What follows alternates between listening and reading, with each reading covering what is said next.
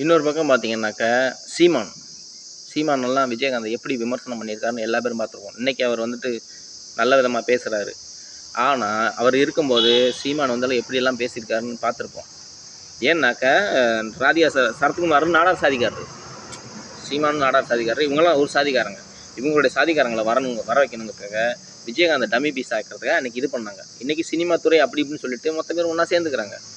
அதாவது இவங்களுடைய சாதிக்காரங்களை முன்னிலையில் கொண்டு வரணும், இவங்களுடைய சாதிக்காரங்களுடைய ஆட்சி யாருனாலும் நடத்தணும். அப்படி இல்லைனாக்கா ஒன்று நீங்கள் பண்ணுங்கள், இல்லைன்னா நாங்கள் பண்ணுறோம்.